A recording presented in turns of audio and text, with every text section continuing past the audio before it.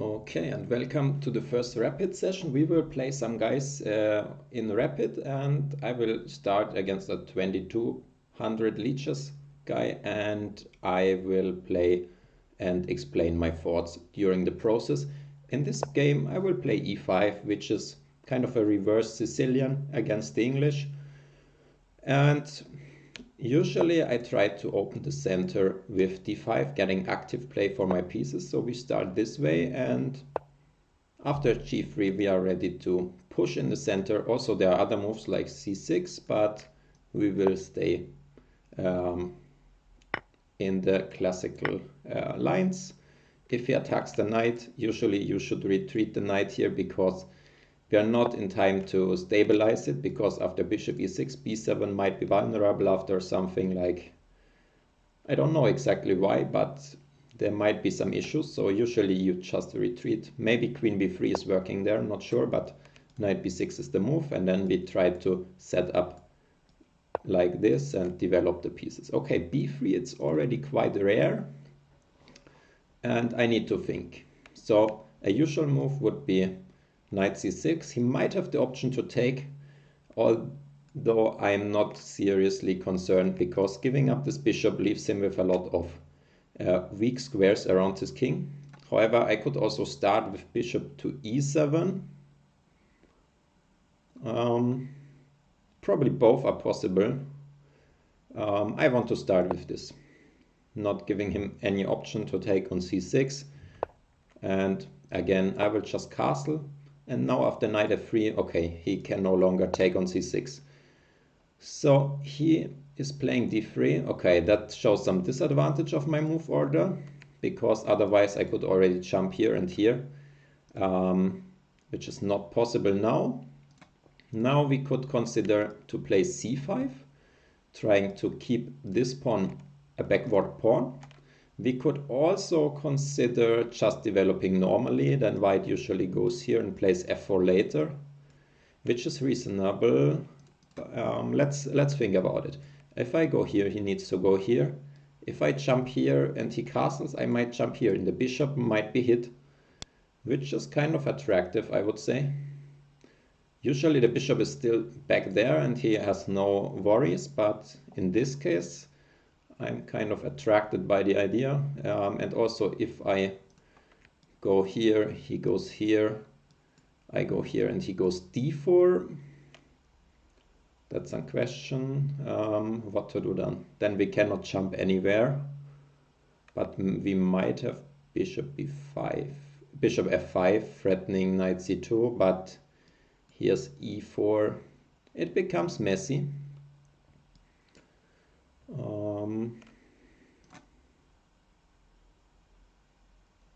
On the other hand, I cannot believe that it's really bad for black, so I will just continue here. And taking is no issue, and he should develop like this. I think there is no real alternative. Okay, he's playing very slow, so now we could consider going here. Let's see, what can he actually do after that? If he goes d4, we might just take it, and he cannot take with the queen. And even if he takes with the pawn, we can sack the queen, queen takes, and knight c2 as a minimum. So we will go here, and this looks already quite winning for us. Bishop f1 would be very sad. Protecting the bishop is also quite sad. He loses the right to castle plus the bishop pair. Let's see. Bishop f5 could also be played, maybe, first to bring all the pieces into the game. Let's see what he will do. Okay, he's playing d4. Okay, I think taking should be more or less automatic, because it forces him to take back with the pawn. If he takes with the queen is lost, and if he takes with the pawn, now we have some options. And the options I see are, okay, we could bring something to the open e line, we could threaten some forks on c2 and d3, which looks most attractive, and we could also grab a pawn and say, okay, we want something, but then he can try to go to an endgame, and I think we can already hope for more than playing an endgame with a pawn up. Actually, I don't see any defense after bishop f5, because if rook c1, we have knight d3 winning immediately. And yeah, if he moves the king, I come in here and win at least the pawn, so this should be even better. Taking here shouldn't be too much of a concern, because I will give this check and I will win the exchange probably. Maybe I will give, not so sure though. If he takes here, it looks quite suspicious because his king is in the center and he's taking material. Okay, now in this situation, do we take the bishop or do we take the exchange?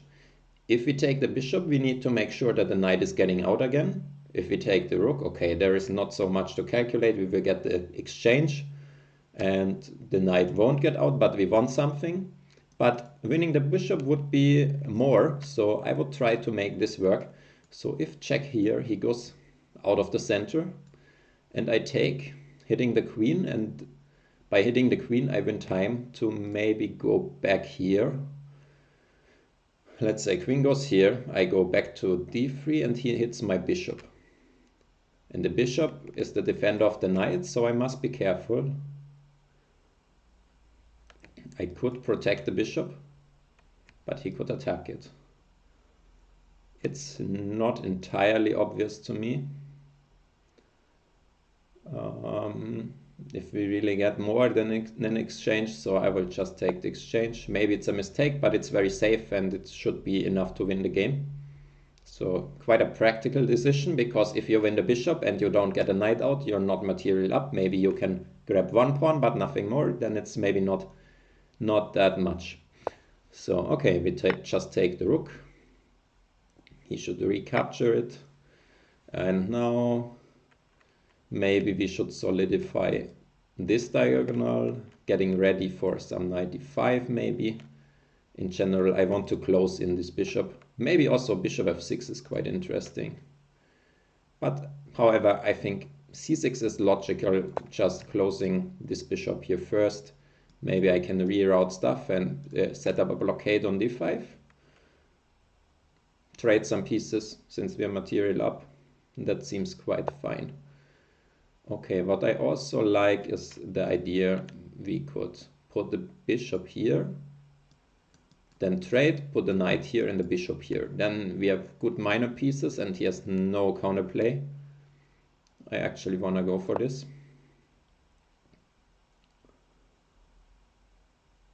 This looks quite nice. So we will just give up the pair of bishops, but we are in exchange up and this bishop is not really doing much. I will go here. If he ever moves the knight, I trade the bishops, and otherwise I pile up my pieces on the e line, maybe queen to f6, and put some pressure here.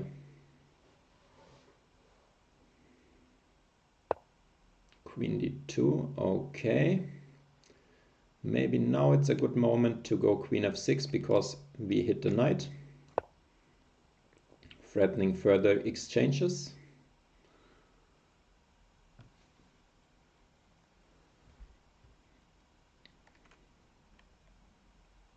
And then we bring the rooks, we have an open file, and his bishop won't be doing anything, so the conversion of this extra exchange should be quite smoothly. Oh, did I blunder something? If I take, which I probably need to, then he might have this move. But then I attack the knight, and he needs to take here, but then we take his rook. So, okay, I should be more focused, but this is still winning because knight d7 doesn't win back the exchange, and now we have time to do something about it. Probably simplest is just rook to e8. Just sidestepping, and later we can try to organize to expel the knight from e5, and then we get very active. Maybe queen e4 ideas are coming, and still his bishop is not playing. So let's see what he's coming up with. Okay, h4. Now if I play my queen to here, if he's going g4, there's no danger, and I trade further stuff with queen to f4. It's very active. and I threaten to exchange the queen, so this should be a good move. Getting ready for f6 or queen e4, getting rid of the annoying knight.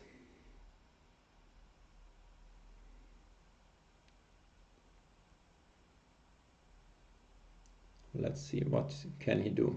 If he goes back, I might consider pinning him. I might consider going there, but also can consider bringing the first rook and then the second rook, which works quite well, I think. The main point is, okay, this bishop is not going anywhere. We just improve slowly and prevent all the counterplay.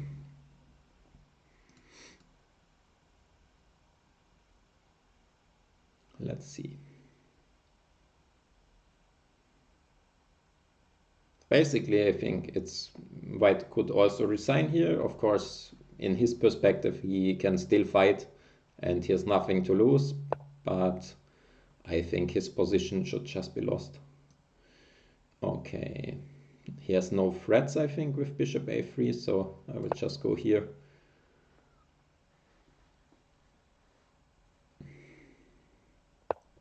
Okay, knight to c4. Okay, he obviously wants to come here, but I think it's not such a major issue. I might give a check and go here. Trading queens. And I think his king, if it goes to g1, then we trade the queens by force. If it goes to h2, we will come here and f2 will drop if he moves the queen. So I think the queen trade should be rather forced. And okay, to f1 it's not possible because the rook is hanging. And here, okay, queen e2 was my first instinct, but maybe queen f3 is also quite good, threatening rook e2, but I will just keep it simple, which is a good technique when you have a winning position. Keep it simple, just don't allow any counterplay, and you will win the game. Okay, if I take, he will take with the rook. Should be enough. Let's do this, and probably let's just activate our rook. If he's coming here, we will just protect it. There's no counterplay. Then improve the king and the other pieces. Maybe attack something, trade the rooks. Okay, it's not going there. Let's see, maybe we can push the pawn to b4, caging in the bishop, but then we create some weakness, so we need to be careful with such things. Is it worth it? Maybe we have a simpler idea. Rook e8, and after knight d6 we go rook e2, giving up the b7 pawn, but at the same time we would trade the rooks and get the a2 pawn in return, which is nice. And if he goes king f3, we can think again because it's not so threatening, and maybe then we can go b5 and b4. Okay, he does it. He spotted our threat. But now, which piece can we improve? Probably I want to force his bishop backwards somehow. Knight e6 is still a bit annoying.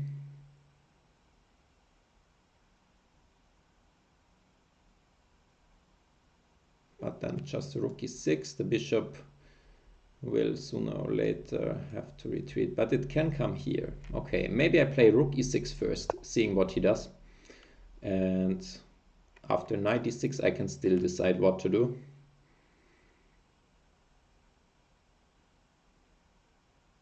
Also b5 is possible, even though it's not so nice.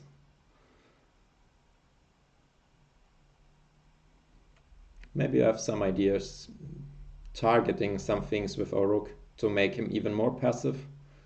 Maybe then coming with the knight to c3 also. Okay, let's see.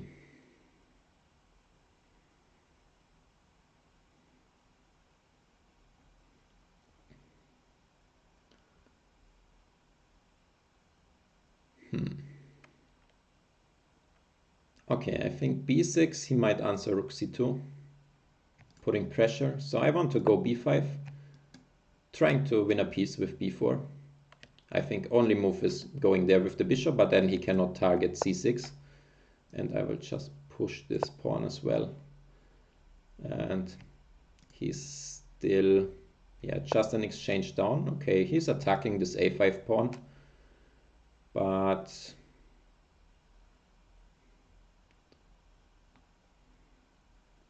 yeah, what can we do? If we push it, it's safe, but it opens the B line. Should be okay.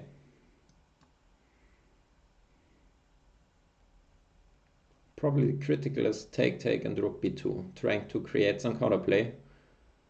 And we need to find some targets finally. Maybe we reroute the rooks. Yes, okay, I will take it. Okay, this one I also missed. That's annoying. He is threatening this guy. Still, it should be winning, but we need to be careful. Okay, I need to move the rook. That's for sure. He will take this pawn. And maybe we should take the B file, preventing further counterplay. Now maybe time to bring the king. Still, I think we have good control, but I messed it up a little bit. We bring the king. Okay, he plays rook c2. One thing we really want is to exchange the rooks, but it's not so easy. Okay, could also play h5, securing some safe spots for the king, because I'm not so sure it's well placed on f7. Is he having any threats? I don't think so, actually. But we also don't have clear targets. So I will start with h5, trying to improve my king here. And if white is just waiting, maybe finally I will get my rooks in and try to trade them. Maybe his idea is to target my pawn, which I should be careful about. Yes, that's his idea. Maybe we can now take the second rank. Oh, that looks good. If he takes, I will play my other rook to e2, and that's winning. And it was proved to be very useful that we have some space with the king, because then there won't be any counterplay with rook a8 because we just hide. So this was quite a useful prophylaxis. And now I think he's in trouble.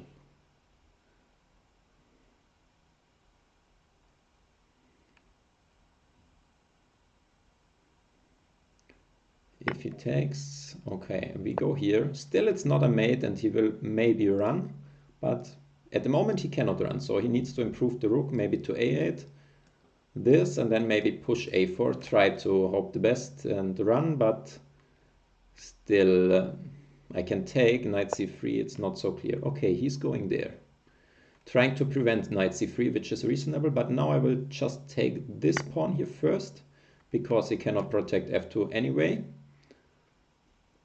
And we have several ideas. Trading rooks is probably not what we want. Maybe take the pawn and then try to trade the rooks. But we need some answer to rook takes f2, king e4. Maybe we can play f5 first. That's actually decent, because then it's really mate what is threatened, and it's not so easy, because if he goes back he will also be in a mating grid. And also knight e3 will be coming if king g2, knight e3, because the pawn is pinned. So he attacks our rook and wants to trade the knights, which is reasonable, but okay, I will trade it and I will win this pawn, and then I try to trade the rooks, which is very likely to happen, I think. Okay, if he takes this way, still, let's see, I will take this guy and then try to trade the rooks, because I think I'm in good control. I will be fast enough to block the d pawn, so if he allows the trade, he should be lost. And okay, he needs to go passive, and then I cannot force the trade, but material is still quite good. But his king has some space to hide. I will activate my king. If he goes here, he at least cannot push the pawn. Okay, bishop d6, this seems a bit strange to me. Now I want to prevent his king from going any further. I think that's reasonable. Bishop f4, okay. Now I can fight for the d5 square. If I put my rook here and my other rook maybe here, then it's absolutely fine, and I think we can slowly put some pressure. Still, it's not easy to win, but we at least have absolute control. Now I can improve the king. He has no counterplay. That's this kind of situation you like to have against a dark square bishop, that it's just not doing anything because his pawns are on dark squares. He cannot attack anything, and we will just slowly improve.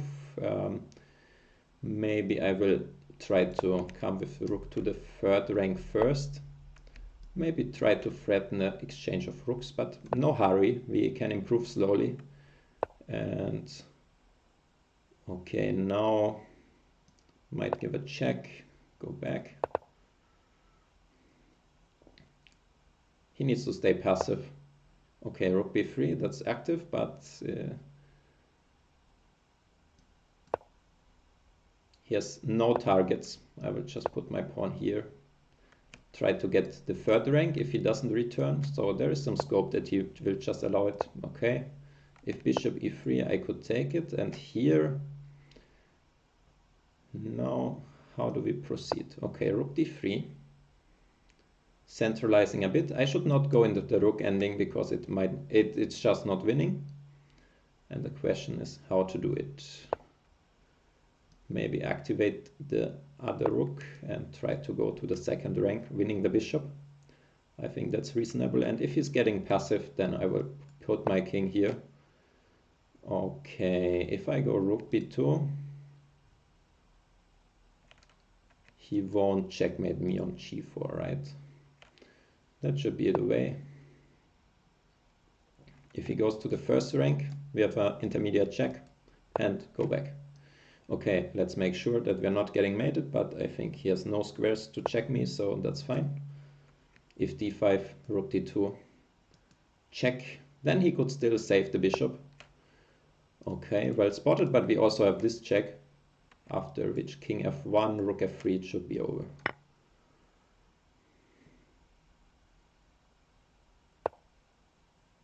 Yes, and pinning, one more check, but we just hide.